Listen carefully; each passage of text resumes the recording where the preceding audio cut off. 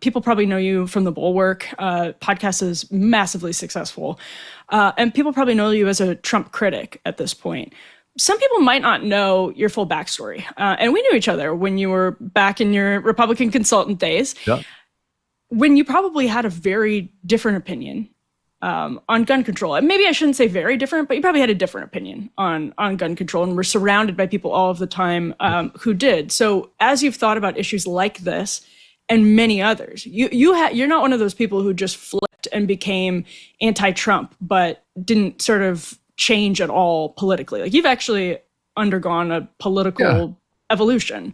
So what's it been like for you to think back on how you saw issues like this, but also even just like healthcare, like big government versus small government, all of those different things, now that you're on the other side of it? I don't know how much my view of big government versus small government has changed. I think my priorities have changed about what is important a little bit.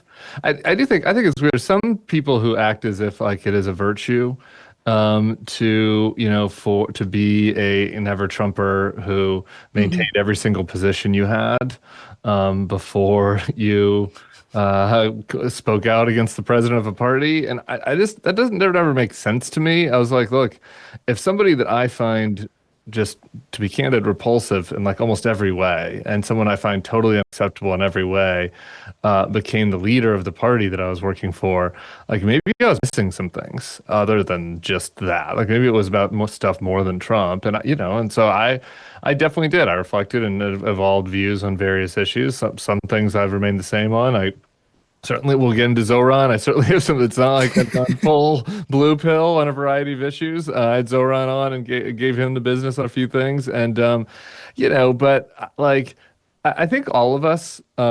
I think maybe this is something that could resonate with everybody, which is particularly people who are really involved in politics. Which is you have a few issues that you're really acutely passionate about, right?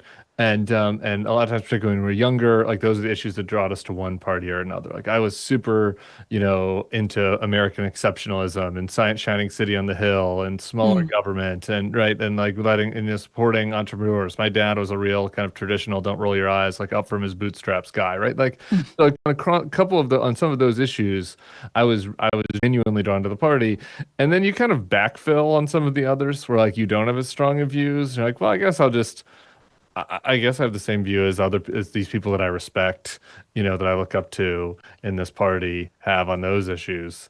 And, I don't think that deeply about them. So that's kind of how I felt like on guns. And I was always a little bit squishier than other Republicans on guns. I remember getting in a fight with your boy Sean Spicer at the RNC actually when I was a little bit older, and he was my boss at the time.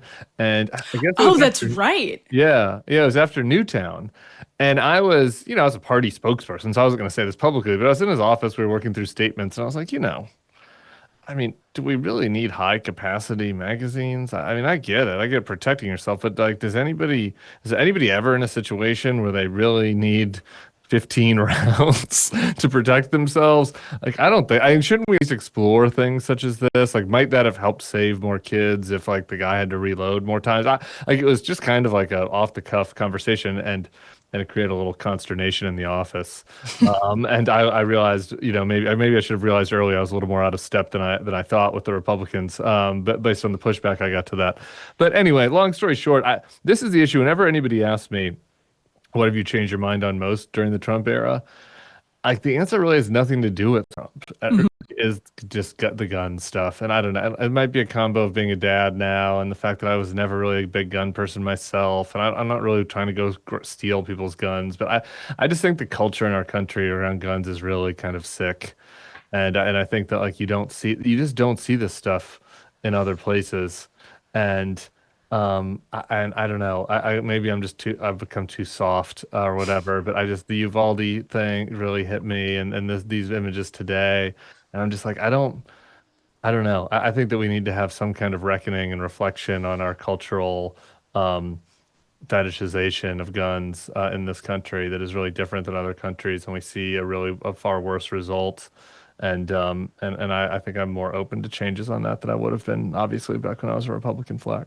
So the Spicer anecdote is really interesting because I actually recommend your book to people who are looking to get a glimpse inside of what DC is actually like, because it's written as a memoir, and you reflect on moments exactly like that, where somebody who's in the position as a spokesperson for the Republican Party at that point is in this very unusual position of, for professional reasons, because it's your 9 to 5, or at that time it was probably like 5 to 11, going out there and making an argument that they don't necessarily believe in for, as you would have justified it at the time, the greater good. And that is such an interesting. I mean, now you're in media, and I'm curious for your sense of this as somebody who's like crushing it in new media and from the kind of center, which is where there's like probably the biggest dearth of new media superstars. It's all about authenticity. I feel like that's what makes you successful. And that's the opposite of where you came from. Yeah, you're making me blush, Emily. I was expecting a fight. No, I'm just joking. We're all pals. Thank you. It's a much better fit for me. Honestly, I love it. It's good. I feel bad now because you get asked to speak to college classes and stuff, and kids who are very excited about going into politics. And I'm kind of like, I have to give them an answer that I don't know that they want to hear, which is like, it was, in retrospect, it was kind of soul crushing for me to do PR and to do spin for candidates. And I kind of compartmentalized the soul crushing part. And I feel like it's been really good holistically for me to be away from that and just to tell people whatever I think. And, and the worst consequences are that people get mad. I don't know, people got really, the Bulwark was, as you mentioned, as being centrist, was obviously, we had a lot of big Biden, to the extent that Biden superfans existed, a lot of them were Bulwark consumers. Right. I was furious at him, essentially, like from the debate all the way through now, all the way through today. I think that his behavior has been appalling, like from the debate night all the way through today and maybe prior. But and so you get people pissed at you or whatever in the comments. But that's, I don't know, I kind of enjoy that. It's kind of freeing. That was just way different. That's way different than like feeling you have to say something, feeling like you have to lie for somebody, have to spin, have to do things that are outside of your values. So I don't know. And there's, being in politics, especially if you have candidates you care about, and there's a good reason to get into politics. Of course, I think that there's a lot of excitement in being in politics, and you can do good things for sure. But I don't know. I've loved this change. I feel like it's much more me, where I can just do radical candor instead of bullshitting. And I think I would have been a bad White House press secretary anyway, even if any of my terrible candidates had won. I think like anyone watching, when I rewatch the clips of my interviews, like against my will on Twitter or whatever, I'm like, look at my face. You know exactly what I think about the person I'm interviewing just based on my face. Like, it doesn't matter what I'm going to say. So it was probably not a good fit for me anyway. I love that. That reminded me, actually, while you were talking about now being asked to go to college campuses and give advice to students who are super jazzed about politics. I think one of the first times we met Tim, we were on this panel. This is the headline at GW Today. Successful alumni offer pointers on Washington careers. Here you are. There's me in my full cable news drag. Is that Gabby? I can't really see. That's Gabby. Yeah, 2017. What a time. But Tim, when you look at people who are in those positions now, do you think they are acting morally? That is a question I think about a lot of my friends, some of whom who work in comms and are flacking, who we know, particularly with Trump, is a very good example that people have to go out and defend tweets with a dead straight face about, I don't know what, like, name it, Seth Meyers, 1 a.m. yesterday. As funny as that is, people have to go out there and defend that stuff. And people defending right now, like the Intel deal, for example, I'm sure they never would have defended in 2012. Maybe they've changed, maybe they haven't. But how do you think about people in those positions today? Yeah. And I think it's complicated, right? The advice I do give in this sense of like, you want to go into politics and you want to be in it, is I just do stuff that's within your integrity. I don't know. It's spinning for your boss on the 10% Intel deal. That's probably not outside my integrity. I could probably do that. I feel like that was not, I don't know. You know what I mean? Like, what the hell? You're never going to work for a candidate you agree with 100%. So if you do believe that the nation and people that live here are going to be better served by them winning, and and on balance, it's a good thing, and you're not going out there lying, you're not defending something that goes against your kind of moral principles or whatever, then I think that you can do those jobs morally, yes.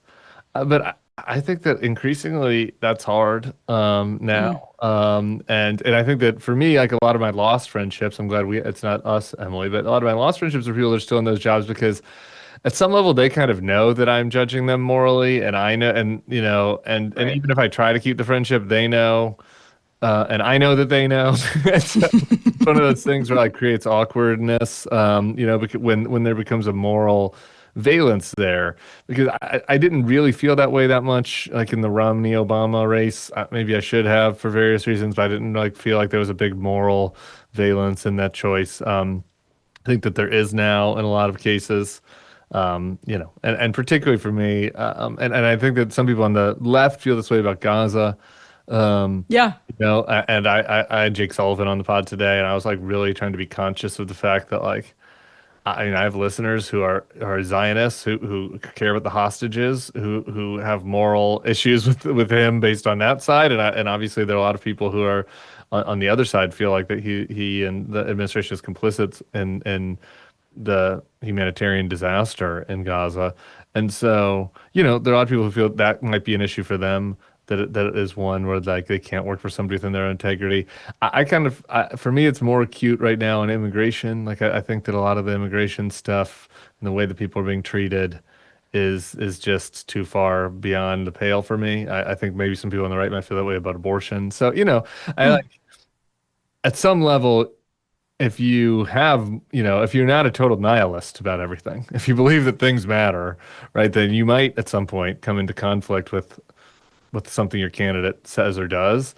And I just encourage people at that point, like, to use myself as an example, be like, life goes on. Like, you can leave. Like, it's okay to leave. You don't have to, if you don't feel comfortable, if you don't have to leave in a huff. You don't have to tell the New York Times or Megyn Kelly Network or whatever that you're leaving, but like, or you can if you want to. You right? should. Yeah. But yeah, you should maybe, depending on the situation. But that's kind of how I view it. I think in a lot of places it's gray, and in some places it's not that gray. Over the years, I have been clear about this. I am not just pro-birth, I am pro-life. And being pro-life means standing with mothers not only before their baby is born, but long after. And that is exactly why I partner very proudly with Preborn. Preborn doesn't just save babies, they make motherhood abundantly possible. They provide free ultrasounds and share the truth of the gospel with women in crisis. And then they stay with real practical help, including financial support for up to 2 years after the baby is born. Incredible. This is what true Christ-centered compassion looks like, not just for the baby, but for the mother too. And here's where you can make a difference, a huge difference. Just $28 provides a free life-saving ultrasound. One chance for a mother to see her baby. And when she does, she is twice as likely to choose life. Amazing. Preborn is trying to save 70,000 babies this year. So don't just say you're pro-life, live it. Help save babies and support mothers today. Go to preborn.com/Emily or call 855-601-2229. That's preborn.com/Emily.